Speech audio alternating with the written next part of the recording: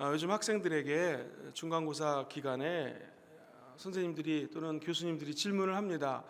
우리 학생 여러분, 학우 여러분, 중간고사를 볼까요? 아니면 숙제를 내줘서 레포트로 중간고사를 대체할까요? 그렇게 물어보면 거의 100% 시험 본다는 말 하지 않고 레포트로 대체한다고 합니다.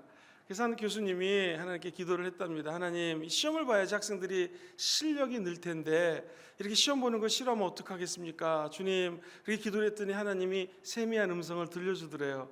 사랑하는 아들아, 너도 그랬다 야, 그러시더랍니다. 가만히 생각해 보니까 그 교수님도 학교 다닐 때 시험 보는 게 싫었던 거죠.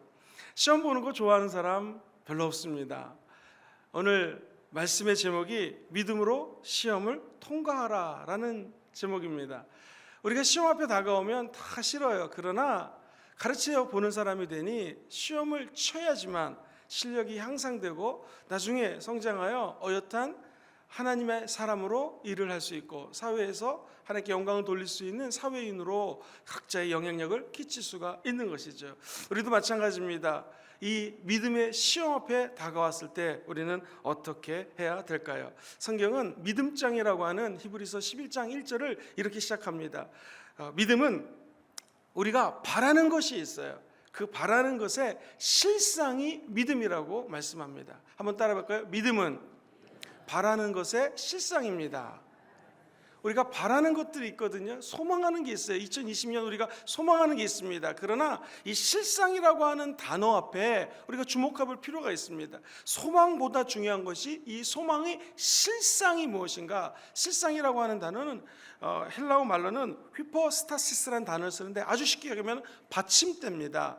제가 이렇게 설교를 할 때 이 강대상이 받침대가 약하면 강대상이 무너질 수 있지 않겠습니까? 그래서 아마 강대상을 만드는 사람은 흔들어 보고 강대상이 튼튼한지를 예의주시해서 만들었을 것입니다. 마찬가지로 하나님도 때로는 우리의 믿음이 그 믿음을 받치는 받침대가 튼튼한지를 갖다가 흔들어 보기도 하고 이거 견고하게 만들어졌나 체크한다라는 거예요. 그래서 우리에게 시험이 다가온다라는 것입니다. 여러분, 하나님을 기쁘시게 하기 원하십니까? 성경은 믿음이 없이는 하나님을 기쁘시게 할 수 없다라고 얘기합니다. 그러나 거꾸로 얘기하면 믿음만 있으면 하나님을 기쁘게 할 수 있습니다. 하나님께 나아가는 자는 하나님이 살아계시는 것을 믿으시면 됩니다. 그들을 찾는 자들에게 상을 주시는 것입니다. 이 아침에 새벽에 어둠을 뚫고 달려온 여러분들에게 하나님은 살아계셔서 오늘 응답해 주십니다. 그리고 하나님의 원하시는 상급을, 응답을 허락하여 주실 것입니다. 오늘 새벽 제단을 쌓다가 기적이 일어날지어다. 우리 인간은 기적이라고 얘기하는데 하나님은 상식입니다. 우리 인간의 눈으로는 어떻게 이렇게 치유가 일어나지? 야, 이거 기적이구나 라고 얘기하지만 하나님 나라에서 치유는 기본적인 상식입니다.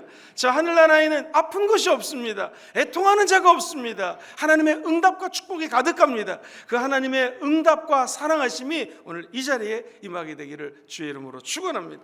하늘나라의 믿음 테스트 시험이 다가올 때 우리의 밑받침이 튼튼해지는 역사, 이 특세 기간에 임하게 되기를 주의 이름으로 축원드립니다. 여러분, 이 믿음이 날마다 좋으면 얼마나 좋겠습니까? 그런데 수시로 변합니다. 믿기로 결심을 하고 하나님께 이렇게 살기로 다짐을 하지만 다짐하고 세상에 나가면 또 믿음이 흔들릴 때가 얼마나 많은지 모릅니다. 그래서 성경은 믿음은 보이지 않는다라는 거예요. 그러나 실제로 보이지는 않지만 증거라고 이야기합니다. 성숙한 신앙인으로 성장해 나가는 것. 어떠한 시험이 다가오고 어떠한 문제가 다가오더라도 우리의 믿음이 견고해지고 성장하기 위해서 꼭 필요한 것이 믿음입니다. 오늘 이 새벽에 하나님 아버지 우리에게 믿음을 허락하여 주옵소서. 그 믿음만 있으면 하늘의 신령한 복이 우리 가운데 임하게 될 것입니다. 시험을 봐서 테스트한 사람, 여호수아라고 하는 하나님의 사람이 있습니다. 모세가 이스라엘 백성들을 출애굽시켜서 드디어 광야에 도착을 했습니다. 그랬더니 르비딤이라는 곳에서 전투가 벌어집니다. 아말렉이라고 하는 당시 세계 최강 군사력을 자랑하는 그 나라 사람들과 이스라엘 백성이 전쟁이 붙었어요. 아마도 우린 식으로 표현하면 쟁기하고 밭도 갈지 못하니 그냥 나무 막대기를 갖고 있는 이스라엘 백성들과 최신의 무기를 갖고 있는 아말렉과 전쟁이 붙은 것입니다. 이길 수가 없습니다. 여기 믿음의 사람이 있습니다. 젊은 청년 여호수라고 하는 청년이, 모세는 산에 올라가서 두 손을 높이 들고 기도합니다. 여호수아는 싸웁니다. 항상 모든 시험은 기도와 그리고 실제적인 전쟁이 필요합니다. 여호수아가 싸웠을 때 큰 것을 깨달습니다. 우리가 이길 수밖에 없습니다. 이제 모든 전쟁이 끝났구나 했는데 갑자기 우리 이스라엘 사람들이 전쟁에서 밀리기 시작합니다. 눈을 들어 산을 봤더니 모세가 두 손을 들고 기도할 때는 우리 이스라엘이 이기는 거예요. 그런데 모세도 인간인지라 손이 내려가면 이 전쟁에서 지는 것입니다. 그때 여호수아는 깨달았을 거예요. 아, 전쟁은 인간이 하는 것이 아니구나. 믿음으로 기도하면 승리하는구나. 여호수아가 드디어 하나님의 은혜로 이스라엘 백성들을 적과 꾸리는 가나안 땅 앞에 도착하기 바로 앞 시점입니다. 그때 여호수아는 하나님 앞에 사람들을 불러놓고 이렇게 얘기합니다. 자손들에게 이르되 여러분 이루어십시오. 하나님의 말씀을 들으십시오. 여러분 말씀을 들을 때 기적이 일어나는 것입니다. 믿음은 들음에서 납니다. 들음은 그리스도의 말씀으로 말미암습니다. 이스라엘 백성들이 여호수아의 말씀을 듣자 그 마음속에 믿음이 생겨나기 시작합니다. 그리고 그 요단강을 가를 때에 제사장들이 말씀을 상징하는 언약궤를 메고 요단강에 발을 드러내자 드디어 요단강이 갈라지는 것입니다. 오늘 하나님의 말씀으로 저 갈라지지 않을 것 같은 요단강을 가르는 역사 임하게 되기를 주의 이름으로 축원합니다. 요단강을 가르고 적과 꾸리는 가나안 땅에 들어갔습니다. 이스라엘 백성들은 이제 내가 가나안 땅에 들어왔구나, 나의 믿음이 완전히 이루어졌구나 라고 생각을 했는데 그 가나안 땅에는 난공불락이라고 불리우는 여리고성이 진치고 있는 것입니다. 인간의 힘으로 무너뜨릴 수가 없는 것입니다. 그때 여호수아는 하나님의 음성을 듣습니다.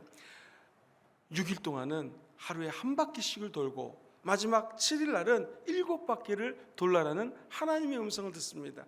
왜 13바퀴, 6 더하기 7 하면 13이라는 숫자가 나오죠. 왜 13바퀴를 이 이스라엘 백성들은 돌았을 것인가? 하나님은 이스라엘 백성들의 믿음을 보는 것입니다. 여러분, 하나님 앞에 믿음을 보는 시험을 다 통과하시게 되기를 주의 이름으로 축원합니다. 시험 보는 거 누구나 싫습니다. 그러나 이 13바퀴를 돌았을 때에 인간의 힘으로 무너뜨릴 수 없는 여호와 하나님의 능력으로 말미암아 여리고성이 무너지게 되어 있는 것입니다. 오늘 우리의 힘으로 이길 수 없는 모든 질병의 여리고성이 믿음을 가지고 나아갈 때 무너지게 될 줄 믿습니다. 우리의 힘으로는 야 이거 응답이 올까? 이 소망이 이루어질까? 이 바람이 과연 성취될까? 하는 문제들이 믿음 가지고 담대하게 나가게 되면 그 여리고성이 무너지게 되어 있는 것입니다. 우리 안에 필요한 것은 바로 믿음입니다. 절대로 시험 앞에 무릎 꿇지 마시고 끝까지 믿음의 경주를 다하는 여러분 되기를 주의 이름으로 축원합니다. 시험이 다가오면 믿음에 대한 증거가 내 눈에 보이지 않더라도 끝까지 믿음으로 가지고 전진해 나가십시오.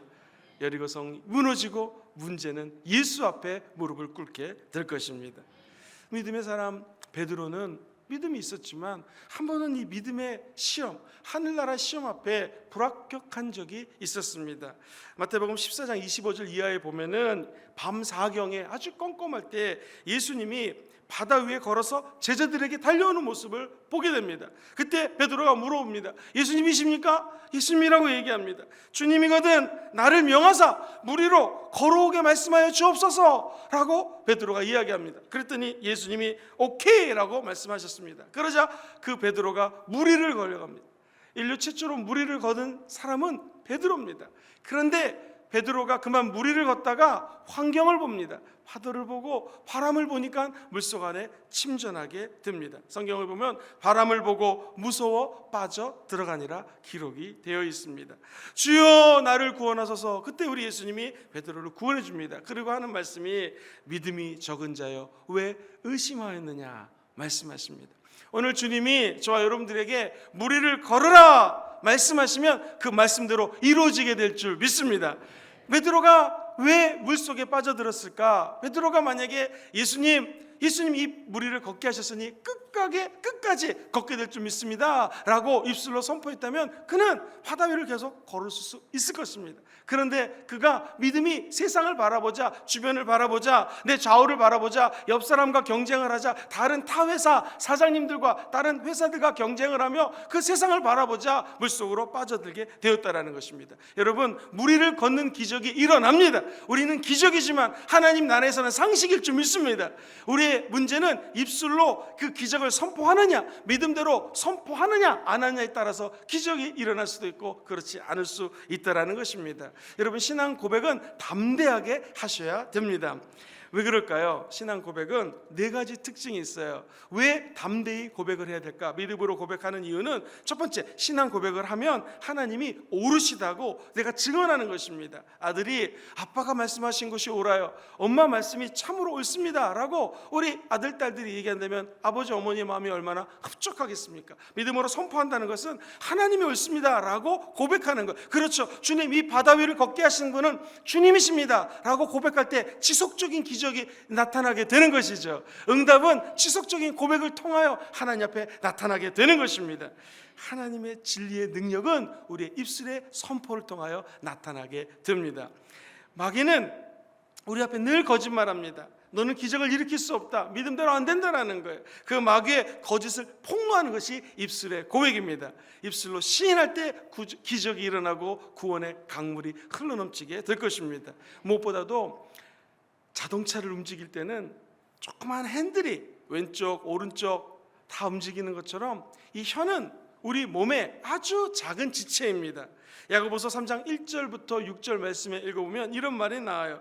우리 입술에 재갈을 물려야 된다. 배를 보라는 거예요. 배를 보면 그 커다란 배도 조그만 키를 가지고 운전하는 것처럼 우리의 작은 혀가 우리의 믿음을 하나님 나라의 테스트를 통과하게 할 수도 있고 낙점을 받을 수도 있다는 것입니다. 입술을 열어 신앙을 강화하는데 믿음의 선포를 줄기차게 하는 저와 여러분 되기를 주의 이름으로 축원합니다. 우리의 자녀가 힘듦이 있고 예수를 열심히 안 믿는다, 입술로 고백해야 됩니다. 우리 사랑하는 자녀들은 예수 믿고 구원받아 하나님 나라의 큰 일꾼이 될 거다 라고 선포하십시오. 그것에 기적이 일어나게 될 것입니다. 결국 모든 믿음은 입으로 시인하고 입으로 고백하고 믿음으로 선포할 때 지속적인 하나님의 믿음이 더욱더 강화될 것입니다.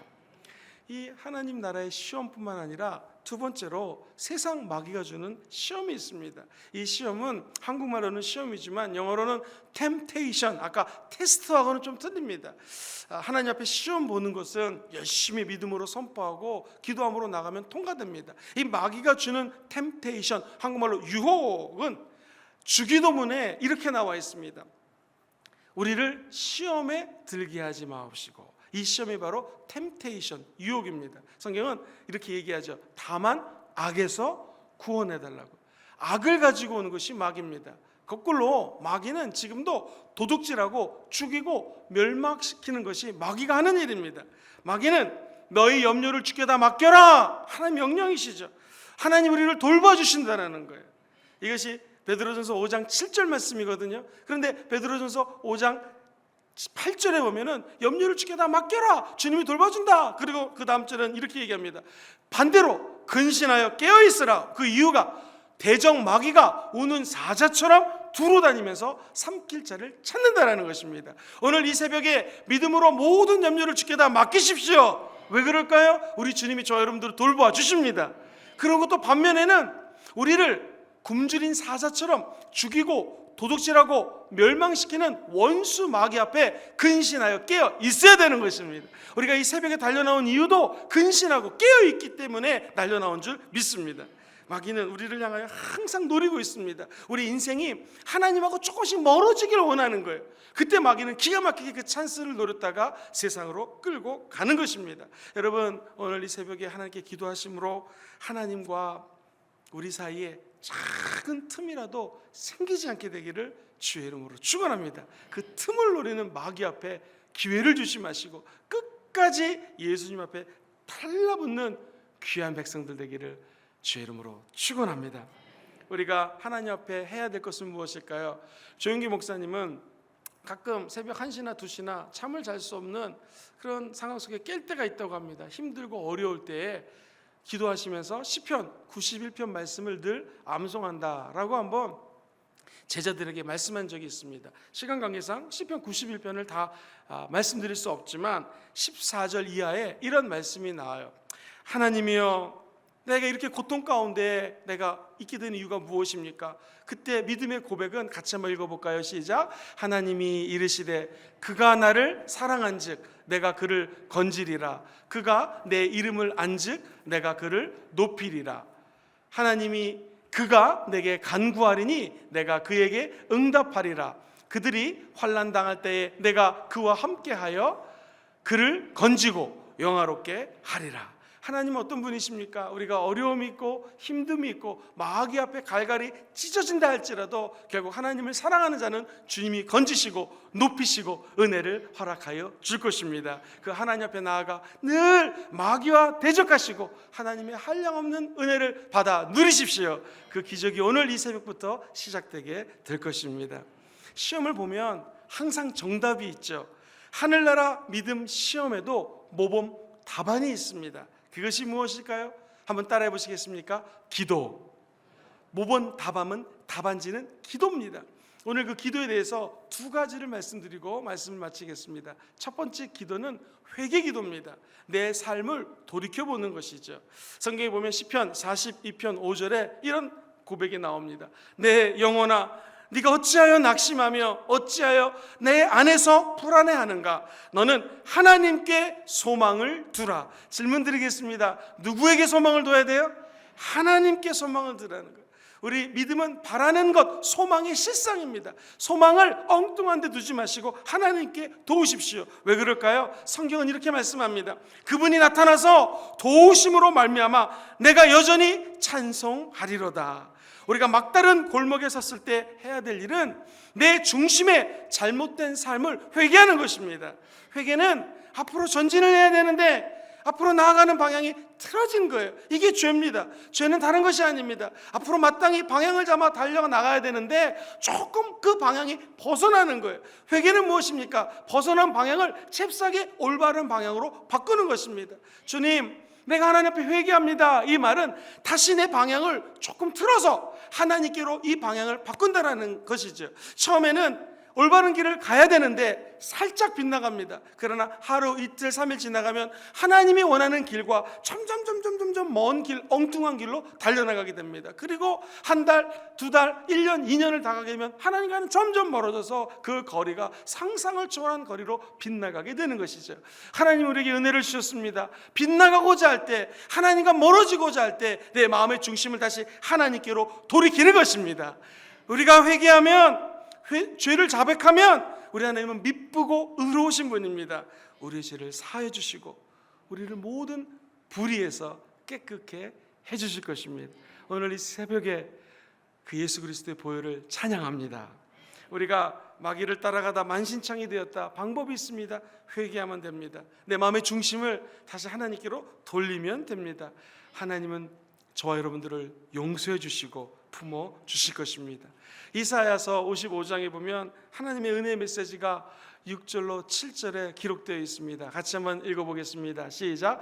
너희는 야훼를 만날 때에 찾으라. 가까이 계실 때에 그를 부르라. 악인은 그의 길을, 불의한 자는 그의 생각을 버리고 야훼께로 돌아오라. 그리하면 그가 긍휼히 여기시리라. 우리 하나님께로 돌아오라. 그가 너그럽게 용서하시리라. 할렐루야. 우리 하나님께로 돌아가는 새벽 되기를 주의 이름으로 축원합니다. 그분이 용서해 주실 것입니다. 이것이 회개 기도죠. 두 번째, 우리 주님이 인생의 문제 가운데에, 태풍 가운데에, 풍파 가운데 배 안에 타고 계십니다. 우리가 해야 될 것은 그 예수님을 깨워야 됩니다. 이것을 응급기도라고 표현해 봤습니다. 한번 따라해 볼까요? 응급기도. 마가복음 4장 36절 이하에 보면 예수님께서 인생의 파도 앞에, 풍랑 앞에 배 함께 타십니다. 여러분 혹시 어려움과 태풍을 만나고 환란이 있고 정말로 근심이 있는 분 계십니까? 그때 우리 주님이 그 배 안에 함께 계십니다. 우리가 해야 될 것은 제자들처럼 제자들이 달려가서 예수님을 깨웁니다. 예수님, 파도가 다가옵니다. 폭풍이 다가옵니다. 그때 주님께서 일어나셔서 바다를 꾸짖습니다. 잠잠하라. 우리 예수님 말씀만 받으면 문제는 해결되게 되어 있습니다. 환난을 만났을 때 우리 안에 어찌하든지 잠자고 있는 예수님을 깨워야 됩니다. 혼신의 힘을 다해서 주님 깨어 일어나 주십시오. 문제가 다가왔습니다. 응급합니다. 구원해 주시옵소서 라고 부르짖어 기도하는 것입니다. 너는 내게 부르짖으라 내가 내게 응답하겠고 네가 알지 못하는 크고 은밀한 일을 알려주신다고 약속해 주셨습니다. 시편 44편 26절에는 이런 말씀이 있습니다. 같이 한번 읽어볼까요? 시작! 일어나 우리를 도우소서 주의 인자하심으로 말미암아 우리를 구원하소서. 부르짖으면 반드시 우리 주님은 문제를 해결해 주십니다. 주님은 이 하늘과 이 땅과 모든 것들을 창조하신 분이십니다. 말씀으로 창조하셨어요. 그분 말씀 한마디면 모든 문제는 해결되게 되어 있습니다. 여러분, 온 세계가 지금 우환을 겪고 있습니다. 코로나 바이러스, 인간의 힘으로는 치료할 약품이 없다고 합니다. 그러나 확실한 거 있습니다. 그 우환에서 발생한 우환이 온 세계를 점령한다 할지라도 예수님 말씀 한마디면 기적이 일어나게 되어 있습니다. 우리 인간이 얘기하는 기적은 하나님은 상식입니다. 아무것도 아닙니다. 어떠한 환난과 기근과 핍박과 어둠과 어떠한 어려움이 있다 할지라도 우리에게 필요한 것은 믿음입니다. 하늘나라의 시험지가 펼쳐져 있을 때 걱정하지 마십시오. 거기는 모범 답안이 있습니다. 기도하면 됩니다. 이 새벽에 주님과 조금 멀어졌다면 회개하고 주님께 돌아오십시오. 만약 내 안에 예수님이 주무시고 계시다면 그 예수님을 흔들어 깨우는 여러분 되기를 주의 이름으로 축원합니다. 예수님과 함께 기적을 맛보십시오. 오늘도 기적을 기대하는 자에게는 기적이 일어나게 되어 있습니다. 말씀을 정리하기 원합니다. 시험은 누구나 싫어합니다. 저도 싫고 여러분도 싫습니다. 그러나 시험을 봐야지 영적인 실력이 함양되게 되어 있습니다. 하늘나라의 시험, 테스트입니다. 어떻게 이길 수 있겠습니까? 믿음이 주요 온전케 하시는 예수님만 바라보십시오. 하나님의 시험만 있으면 좋겠는데 이 세상 원수 마귀가 주는 템테이션, 유혹이 있습니다. 어떻게 이길 수 있겠습니까? 한 가지 방법, 예수 십자가를 붙드시고 예수 그리스도와 함께 동행하시면 마귀의 유혹이 떠나가게 될 것입니다. 하늘나라에 시험이 있다 할지라도 두려워하지 마십시오. 우리는 모범 답안을 알고 있어요. 그 답안이 무엇입니까? 기도입니다. 어떤 기도였습니까? 첫 번째, 회개 기도입니다. 두 번째, 응급 기도입니다. 예수님을 깨워서 하나님의 나라를 확장시키는 귀한 일꾼이 되기를 주의 이름으로 축원합니다. 그러므로 이렇게 기도하십시오. 주여, 저에게 회개의 영을 부어주시옵소서. 주여, 내 안에 예수님이 잠자고 계시면 안 됩니다. 깨웁니다. 주께 부르짖어 기도하겠사오니 주님, 나의 이 애끓는 기도 소리를 들으시고 주님 응답하여 주옵소서. 그때 기적이 일어나게 될 것입니다. 그 기적을 맛보는 귀한 새벽 되기를 주의 이름으로 축원드립니다.